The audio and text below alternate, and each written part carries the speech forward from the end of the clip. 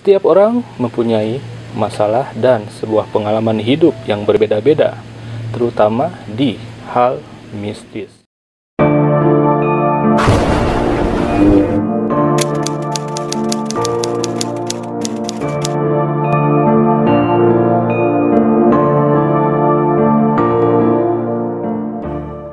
Oke, Assalamualaikum warahmatullahi wabarakatuh.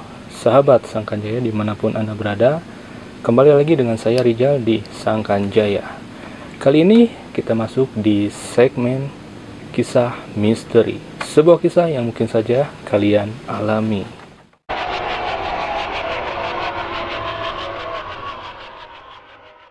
Ini saya sudah kedatangan tamu, yaitu Kang Mul nih. Apa kabar Kang Mul? Alhamdulillah baik. Oke, jadi gini sahabat semua, Kang Mul ini mempunyai pengalaman misteri di dalam kehidupan nyatanya. Bisa diceritakan Kang Mul, pengalaman Bisa. apa itu? Saya pernah bertemu dengan sosok pocong yang mukanya tuh bener-bener hancur banget. Hancur banget ya? Iya. Oke, sahabat semua gimana? Pernah lihat pocong nggak? Poci-poci, kebayang kan wajahnya seperti apa?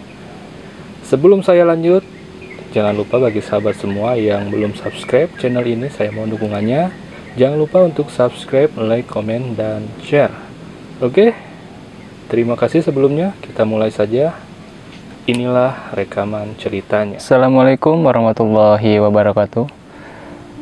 Nama saya Mulyadi dan sebelumnya saya mengucapkan terima kasih kepada Sangkan Jaya Channel karena telah memberikan saya kesempatan untuk menceritakan pengalaman pribadi saya perihal mistis. Waktu itu sekitar tahun 2015-2016, saudara saya datang dari Jakarta.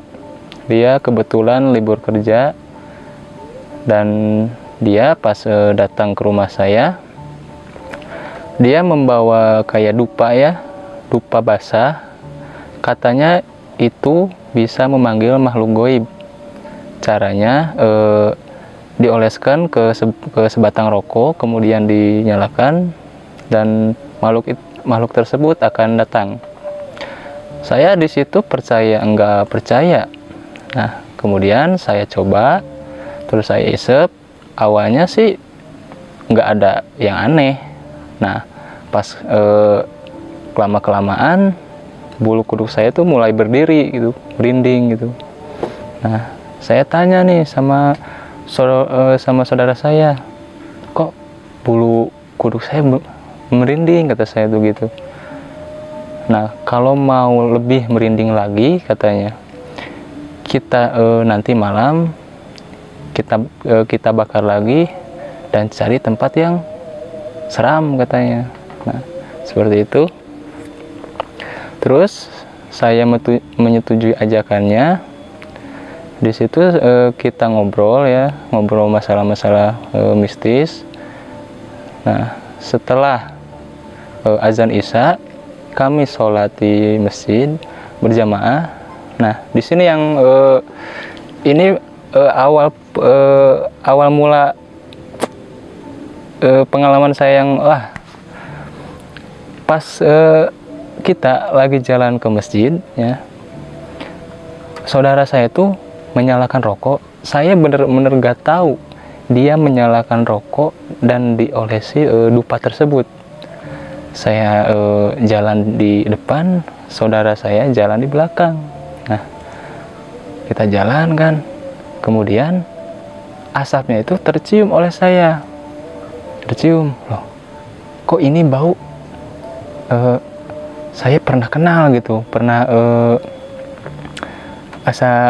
kalau menurut bahasa Sunda namanya asap pernah ngemban gitu.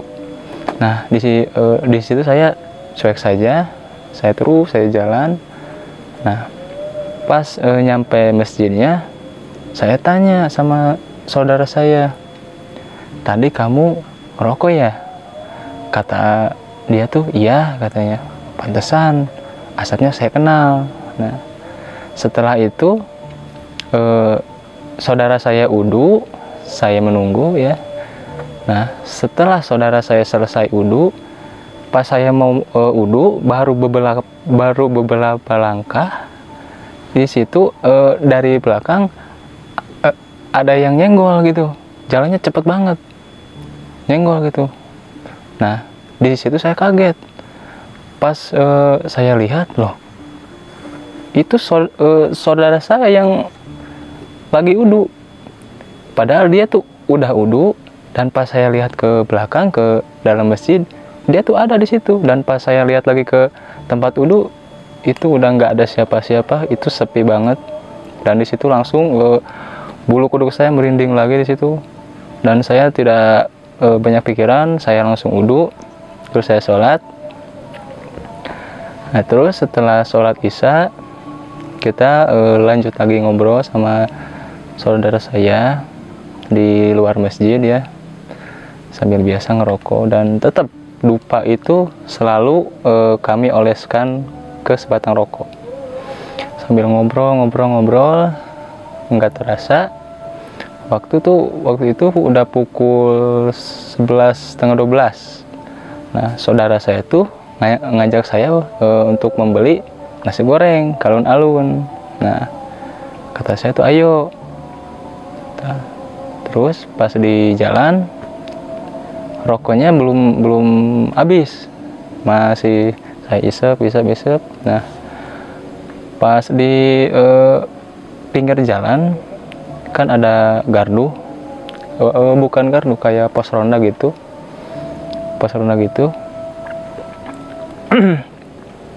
Pas saudara saya jalan duluan, saya di belakang.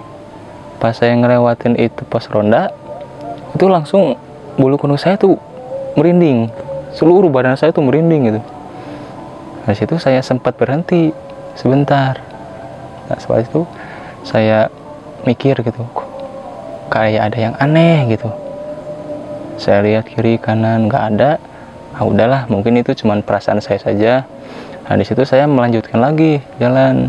Nah pas baru beberapa langkah, saya dengar tuh ada yang manggil, mul, itu katanya. Nah saya mikir di situ, oh mungkin ini teman saya ngerjain apa gimana, tapi kok suaranya berat gitu. Nah di situ saya mulai penasaran, terus saya coba dengerin lagi, dan ternyata benar suara itu masih ada. Semakin lama suaranya tuh semakin berat dan keras, mul, seperti itu. Nah saking penasarannya, saya langsung saja lihat ke belakang, dan di situ di tepat di gardu di pos ronda itu, saya melihat ada sosok yang putih lagi duduk. Saya liatin aja, itu siapa. Saya benar-benar di situ tuh antara teman sama hantu tuh benar-benar bingung gitu. Saking penasarannya saya samperin. Nah pas tepat di tengah-tengah jalan, kan pos rondanya ada di seberang jalan. Nah saya berhenti di tengah jalan.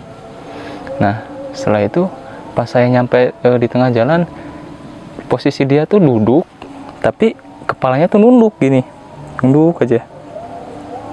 Nah pas saya liatin terus, dia mendongak ke atas, dan di situ itu mukanya benar-benar hancur.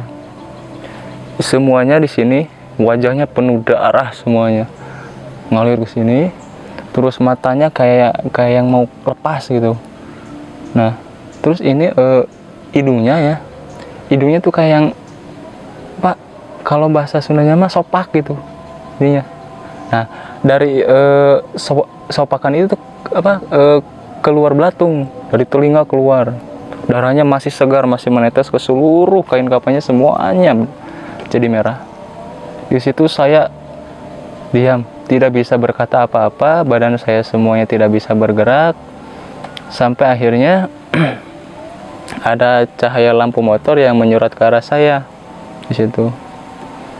Terus saya lihat gitu, lihat di situ si yang bawa motornya tuh berhenti gitu. Dia ngelaksonin. Saya dengar, cuman kaki sama seluruh badan saya tuh nggak bisa digerakin sama sekali, bahkan buat bicara pun nggak bisa gitu.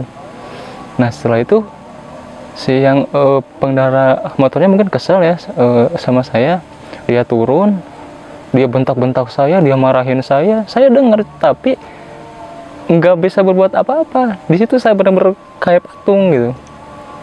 Dia maki-maki saya, marah-marah saya. Pas mungkin dia sadar saya melihat sosok yang aneh, akhirnya dia membaca ayat-ayat suci Al-Quran, kemudian pundak saya ditepuk, dan akhirnya saya langsung lemes, saya jatuh, dan di situ si pengendara motor itu nanya ke saya, kamu kenapa? Lihat apa? Katanya kayak gitu.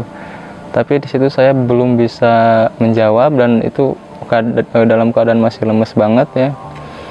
Dan kemudian saudara saya tuh baru ngeh kalau saya tuh gak ada gitu. Dia lari, kenapa ini mas? Kenapa ini mas? Katanya. Nggak tahu nih katanya. Dari tadi saya klaksonin, saya panggil-panggil, ini anak diem aja. Oh ini tuh saudara saya mas katanya. Nah terus kata saudara, ya udah bawa aja pulang. Dibawa pulang. Pas sampai rumah saya dikasih minum, terus udah pokoknya itu udah sadar ya, udah bisa bicara, udah bisa gerak lagi normal. Saudara saya tuh nanya, kamu kenapa? Katanya, lihat apa kamu? Nah di situ saya marah banget sama saudara saya. Saya bilang gini,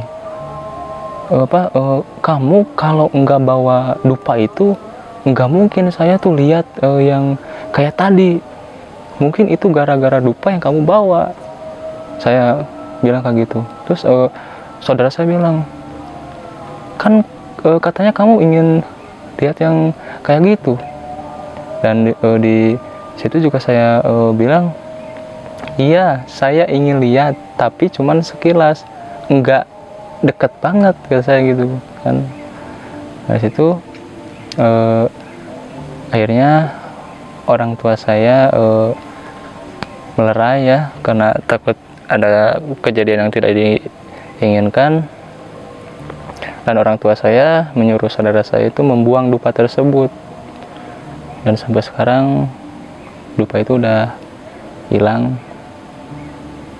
Jujur sih, sampai sekarang pengalaman itu sangat membekas, dan saya masih ingat banget wajahnya yang hancur, penuh darah, penuh belatung, bau busuk tuh masih ingat banget. Dan setelah kejadian itu saya sampai kebayang-bayang dan sampai tidak makan selama 2 hari.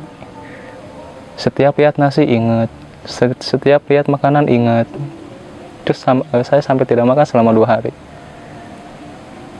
Dan ya seterusnya sih alhamdulillah saya bisa normal lagi.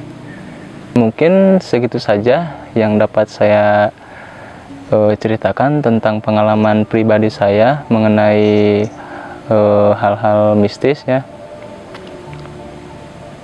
Dan ini juga menjadi pelajaran buat saya pribadi, kalau mau membakar dupa tuh jangan di tempat sembarangan dan jangan seenaknya sendiri, karena mungkin secara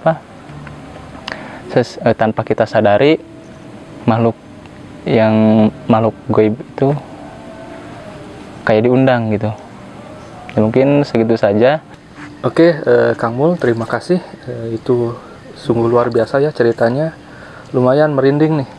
Lumayan merinding. Itu pengalaman pribadi ya? Itu benar pengalaman pribadi saya. Oke, sahabat semua, demikianlah cerita dari Kang Mul. Mudah-mudahan kita ambil hikmah dan pelajarannya. Jadi intinya makhluk gaib itu memang benar ada. Namun kita tidak boleh sembarangan seperti pengalaman Kang Mul lah. Misalkan penasaran ingin menguji nyali atau apa, seolah ingin menantang, dan akhirnya kena sendiri ya Kang ya. Ditampakkan wujud yang aslinya seperti itu. Saya nggak mau lagi. Nggak mau lagi Kang? Nggak mau lagi. Barangkali mau lagi? Nggak, kapok. Oke. Dan satu hal lagi, jangan sembarangan nih sahabat semua membakar dupa atau kemenyan, karena memang itu bisa mengundang makhluk-makhluk astral berdatangan. Jadi kita ambil hikmah dari kejadian ini. Mudah-mudahan sahabat semua tidak pernah mengalami hal yang dialami Kang Mul ya.